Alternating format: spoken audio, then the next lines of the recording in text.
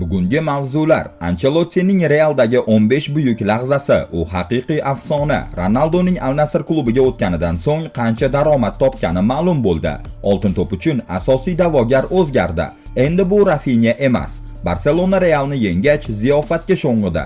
Futbolchilar Travis Scott chiqish qilgan klubga bordi. Zlatan Ibrahimovichning aytishicha, mukammal britaniyalik yulduz Ronaldoning muvaffaqiyatida hissasi bor. Manchester City 60 million funt sterling evaziga Wirtz o'rniga boshqa futbolchi topdi. U De Bruyneni o'rnini bosadi. Yangiliklarni boshlashdan oldin like bosib, obuna bo'lishni unutmang. Bosdingizmi? Demak, boshladik. Ronaldoning Al Nassr klubiga kelganidan so'ng qancha daromad topgani ma'lum bo'ldi. Bu daromad bemalol bezovta bo'lmagan qarilik uchun yetarli. 5 karra oltin to'p sohibi bo'lgan futbolchi ilk bor Yevropani tark etdi va manbalarga ko'ra, u yirik shartnoma imzolagan. Unga ko'ra u yiliga 177 million funt maosh oladi. Bu esa haftasiga 3,403,846 funt degani. Bunday katta maosh uni dunyodagi eng ko'p maosh oluvchi futbolchiga aylantirdi. Forbes nashriga ko'ra esa Ronaldo nafaqat eng ko'p daromad oluvchi futbolchi, balki eng ko'p daromad olgan sportchi sifatida ham tan olingan. 40 yoshli futbolchi Al Nassr safida 107 o'yinda 97 ta gol urgan. Uning klubga kelishi Saudiya Arabistoni ligasiga boshqa ko'plab yulduz futbolchilarni ham jalb qildi. Ronaldo 2023-yil 1-yanvar kuni shartnoma imzolaganidan buyon taxminan 411 million funt daromad topgan. 2 yilda 354 million funt va 2025-yilda qo'shimcha 57 million funt oldi. Forbes ma'lumotlariga ko'ra, 2024-yilda Ronaldo maydonda 200 million dollar, maydondan tashqarida esa turli brendlar bilan hamkorlikdan Nike, Binance, Herbalife, Eraco, Whoop va boshqalar orqali 60 million dollar daromad qilgan. Shuningdek, u You Are Cristiano nomli YouTube kanalini ishga tushirdi. Kanalda 75 million obunachi va 840 milliondan ortiq ko'rishlar bor. Ronaldoning Al Nassr bilan shartnomasi 30-iyun kuni yakunlanadi. U avvalroq aynan shu klubda faoliyatini yakunlamoqchi ekanini aytgan edi. Biroq hozirda muzokaralar to'xtab qolgan. Har oy mashhur Skor 90 sayti yil yakunida topshiriladigan oltin to'p sovrini uchun asosiy da'vogar kimligini yangilab boradi. Uzoq vaqt davomida bu ro'yxatda Rafinha Diaz yetakchilik qilayotgan edi. U faoliyatidagi eng yaxshi mavsumni o'tkazmoqda. Biroq so'nggi o'yinlarda undan ham yetukroq o'yin namoyish etayotgan futbolchilar paydo bo'ldi. Bu Barselonadagi jamoadoshi atigi 17 yoshli Lamine Yamal va PSJda to'p surayotgan Ousmane Dembele. Skor 90ning fikricha, aynan Lamine Yamal 2025-yilning may oyiga kelib, oltin to'p uchun asosiy nomzodga aylangan. Nima deb o'ylaysiz? 2024-yilda oltin to'p marosimidagi bashorat amalga oshadimi? Lamine Yamal Copa Trofeyadan so'ng futboldagi eng nufuzli individual mukofotni ham qo'lga kiritadimi? Bu haqda albatta fikringizni izohlarda yozing. Barselonaning Real ustidan qozongan g'alabasi shunchalik quvonchli bo'ldiki, ko'rinishidan futbolchilar Chempionlar Ligasi yarim finalidagi mag'lubiyatni ham unutishdi. Boshqacha qilib aytganda, o'yindan keyingi tungi shov-shuvli ziyofatni qanday tushuntirsa bo'ladi? Hatto Ronaldinho ham yetib kelgan. Bu esa ziyofat darajasining o'ziga xos belgisi. Ommaviy axborot vositalari xabarlariga ko'ra, ziyofatga hatto PSG himoyachisi Ashraf Hakimi ham kelgan. Uni Pedri bilan suhbatlashayotgan holatda ko'rishgan. Opium tungi klubi sahnasida esa sizga allaqachon tanish bo'lib qolgan reper Travis Scott chiqish qilgan. Mundo Deportivoning yozishicha, klubda quyidagi futbolchilar ko'ngil ochishgan: Pedri, Ferran Torres, Gavi, Marc Casado, Hector Ford va Jules Koundé. Qiziq, murabbiy bunga qanday ruxsat berdi? Hali mavsum tugamadi-ku. Marca nashrining xabariga ko'ra, Real Madrid hujumchisi Rodrigo Goes joriy mavsum oxirigacha endi maydonga tushishni istamayapti. U ayni paytda uyida bo'lib, yozgi transferni kutmoqda. Maqsadi Santiago Bernabéuni tark etish. Uning noroziligi anchadan beri ichida pishib kelayotgan edi. Avvaliga Jude Bellinghamning yashin tezligidagi porlashi Rodrigoda o'zini ortiqcha his qilishga sabab bo'ldi. Keyin esa holat Kylian Mbappening kelishi bilan yanada og'irlashdi. Uning jamoadagi maqomi tobora mavhumlashdi.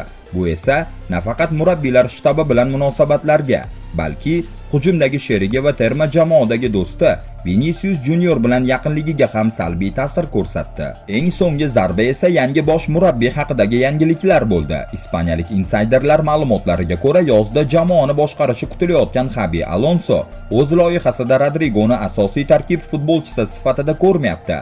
Bu esa braziliyalik futbolchi uchun signal bo'ldi. U Madriddagi o'sishiga bo'lgan umidlarini yo'qotmoqda. Aytishlaricha, Rodrigo yaqinda Barselonaga qarshi o'tkazilgan mag'lubiyatda maydonga tushishdan bosh tortgan. Bunga sabab sifatida o'z kelajagiga bo'lgan ishonchsizlikni ko'rsatgan. Endi esa ko'rinishicha u butun mavsumni muddatidan avval yakunlaganini ichida allaqachon hal qilib bo'lgan. El Clasico'da o'ynamaslik va qolgan o'yinlarda ishtirok etmaslik qarori ko'plab savollarni tug'dirdi. Chunki Rodrigo shunchaki Realning bir futbolchisi emas, u klubda o'smirligidan buyon bo'lgan, yosh, umid sifatida kelib, Chempionlar Ligasi g'olibiga aylangan futbolchi. Ammo mavsum tugamasidan formani topshirish qarorini ko'pchilik xiyonat sifatida qabul qilmoqda. Jamoaga, muxlislarga va unga shunchaki imkoniyat bergan klubga xiyonat deyilmoqda. Rodrigoga Arsenal, Chelsea, Liverpool, har ikki Manchester klubi va Bavariya allaqachon qiziqish bildirmoqda. Bundan tashqari, u Saudiya Arabistoni variantini ham ko'rib chiqmoqda. U yerda u katta yulduzga aylanishi mumkin. Lamine Yamal El Clasico'da shunchalik yaxshi o'ynadiki, o'yindan keyin undan Thierry Henry avtograf oldi. Arsenal afsonasi haqiqatda Yevropa futbolining eng asosiy shousini stadionda tomosha qildi va o'yindan so'ng Yamal bilan futbolka almashdi. Henryning o'ziga xos eski logotipni ko'rsatib maqtanganini ko'rdingizmi? Yana bir Yamal haqidagi kichik xabar. Yamal oltin to'pni yutadimi? Lamine sobiq Ronaldoning agentidan kuchli qo'llab-quvvatlov oldi. Barselona Madridning Reali ustidan ajoyib g'alabaga erishdi. Ammo barchaning e'tiborida yana 17 yoshli Lamine Yamal. Bu safar sabab oldingilaridan ham jiddiyroq. Lamine Realni qiynab qo'ydi, gol ham urdi, lekin muxlislar fikricha, u butun mavsumdagi o'yinlari bilan oltin to'pga loyiq. Yamal atrofidagi PR kampaniya endi haqiqiy bosqichga ko'tarildi. Hattoki Cristiano Ronaldoning sobiq agenti Jorge Mendes ham ishga kirishdi. Lamine bu yili oltin to'pni yutishga haqli. U bu mavsum dunyodagi eng yaxshi futbolchi bo'ldi. Bu aniq. U bu mukofot darajasida o'ynayapti. Mashhur futbol sahifasi 433 ijtimoiy tarmoq X sobiq Twitter orqali muxlislardan eng munosib nomzod uchun like bosishni so'radi. Taxmin qilib ko'ring-chi, kim g'olib chiqdi? Yamalmi yoki Dembelemi? Arsenal Portugaliyaning Sporting klubida to'p surayotgan hujumchi Viktor Gyokereshni qo'lga kiritish maqsadida unga haftasiga 300 ming funt maosh shartnoma taklif qilgani haqida xabar bermoqda. Abola nashri Londonda joylashgan klub yana bir mavsumni sovrinsiz yakunladi va endi hujum chizig'ini kuchaytirishni rejalashtirmoqda. Mikel Artetaning jamoasi himoyada yaxshi ko'rinayotgan bo'lsa-da, hujumda ko'pincha natija qila olmayapti. Ayniqsa, Kai Havertz va Gabriel Jesus jarohat olgan bir pallada. Klubda tabiiyki markaziy hujumchi yetishmayapti. Havertz ko'proq yarim himoyachi yoki 10-raqam pozitsiyasida o'ynaydi. Jesus esa uchlik hujum chizig'ining istalgan nuqtasida harakatlanadi, ammo klassik striker emas.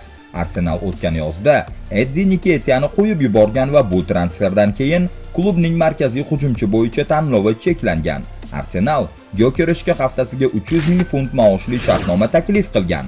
Bu summa soliqlar olinmasdan avvalgi miqdor. Hisob-kitoblarga ko'ra, Gyokeresh yiliga 7 million sof daromad oladi. Britaniyada ushbu darajadagi daromadga 45% soliq qo'llaniladi. Ya'ni futbolchi qo'liga haftasiga taxminan 135 ming funt sof maosh oladi. Dunyoning eng yaxshi hujumchisi deb e'tirof etilgan Gyokeresh yozda Angliyaga qaytishi mumkin. Garchi Arsenal hali Sportingga rasmiy transfer taklifi yubormagan bo'lsa-da, nashrning yozishicha, ular taxminan 63 million funt miqdorida taklif ustida ishlamoqda. Shvetsiyalik xalqaro futbolchi Sporting safida fantastik mavsum o'tkazdi. Sobiq Coventry City hujumchisi hozirda ko'plab klublarning e'tiborida turibdi. U aynan Arteta izlayotgan narsa bo'lishi mumkin. Golga aylantirishni biladigan tabiiy hujumchi. Gyokeresh Premier Ligada ham shunday samaradorlikni ko'rsata oladimi? Bu hali noma'lum, ammo u nafaqat Portugaliyada, balki Chempionlar Ligasida ham o'zini ko'rsata oldi. Jose Mourinho Manchester United bosh murabbiyligiga yana qaytishga jiddiy qiziqmoqda. The Special One 2016-2018 yillarida klubni boshqargan va shu davr ichida Yevropa Ligasi va Liga Kubogini yutgan edi. 2024-yil oxirida Mourinho yaqin do'stlariga shunday degani ma'lum bo'ldi. Agar imkon bo'lsa, Manchesterga piyoda qaytgan bo'lardim. Bu gaplar Manchester Evening News nashrida keltirildi. Mourinhoning bu istagi aynan shunday bir paytda oshkor bo'ldiki, Erik ten Hagning ish o'rni xavf ostida edi. Lekin u Manchester City ustidan FA Kubogi finalida g'alabasi orqali o'z pozitsiyasini saqlab qoldi. Hozirda klub murabbiyi bo'lgan Ruben Amorimning kelajagi ham xavf ostida. U 21-may kuni Yevropa Ligasi finalida Tottenham ustidan g'alaba qozonmasa, iste'foga chiqishi mumkin. Mourinho esa hozirda Fenerbahce klubini boshqarmoqda. Turkiyada u ko'plab mojarolar markazida qolgan. Hakamlar sifati, federatsiya qarorlari borasida ancha tanqidiy chiqishlar qilgan. Manbalar aytishicha, Mourinho nafaqat United, balki Premier Liganing boshqa pastki o'rinlardagi jamoalardan birini ham boshqarishga tayyor. Manchester United hozirgi paytda 16-o'rinda turgani uchun bu variant hozircha real ko'rinadi. Fevral oyida Talk Sportga bergan intervyusida Mourinho o'zining Uniteddagi vaqtini iliq esladi. Men u yerda bo'lganimdan faxrlanaman. Ayniqsa, keyinroq Sky Sport kommentatori sifatida qaytganda muxlislar meni iliq kutib olishdi. Bu menga juda yoqdi. Shuningdek, Mourinho Britaniya ommaviy axborot vositalarini ham tanqid qildi. Men u yerda juda faxr bilan ishladim, lekin odamlar bu lavozimda qanday muammolar borligini tushunmasdi. Media o'ziga xos bosim o'tkazdi. Nima deb o'ylaysiz? Kelarmikin? Manchester United va Barselona sobiq hujumchisi Zlatan Ibragimovich futbol tarixidagi eng zo'r to'purarlardan biri sifatida tan olingan va u albatta eng yuqori darajada muvaffaqiyat qozonish uchun nima kerakligini yaxshi biladi. Old Trafforddan San Sirogacha bo'lgan faoliyati davomida shvetsiyalik yulduz har bir jamoasida kuboklarni qo'lga kiritdi va millionlab muxlislarga ajoyib akrobatik harakatlari va aniq zarbalari bilan yodgorlik qoldirgan.